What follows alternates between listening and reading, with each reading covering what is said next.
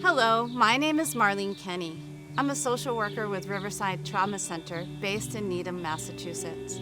During the pandemic, a period of incredibly high stress for many of us, one group has remained at highest risk. That's older adults. This incredibly important segment of our community is experiencing fear and anxiety. And Dr. Alan Abram will talk with us about how we can support them and understand what they're going through.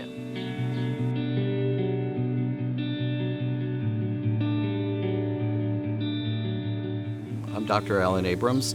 I'm a board-certified geriatrician who's been committed to taking care of vulnerable older adults in their homes for decades.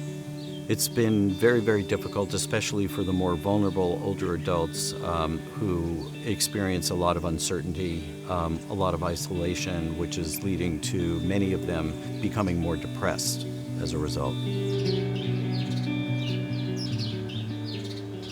Help people deal with the fear and anxiety that's amplified during this COVID era. The first thing and the most important thing is to help identify what it is that they're afraid of. Most people who experience an infection with the COVID virus, even in the older adult population, get through it.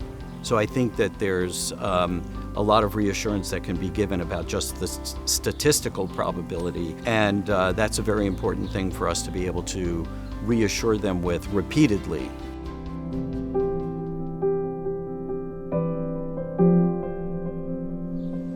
Healthcare workers and caregivers that come into some older adult's home to help them on a regular basis, they both are afraid of getting the virus from one another. So we use both telemedicine and we use regular old-fashioned telephone calls to be able to reach out proactively to the people that we are most concerned about and continue to have ongoing conversations with them.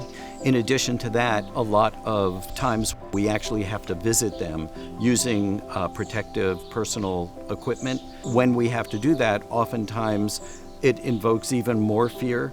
So one of the things that we encourage people to do is to wear their name tag with their picture on it and maybe even have one blown up so that the person can see who they are behind that mask, and it will be reassuring that it is the trusted care provider that they're used to.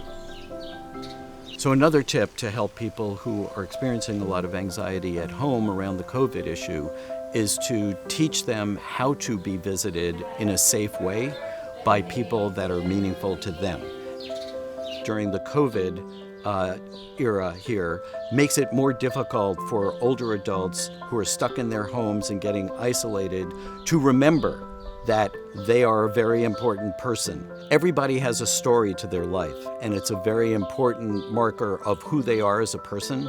By having them retell stories, write things down that are historical memories for them is a very important thing for their mental health.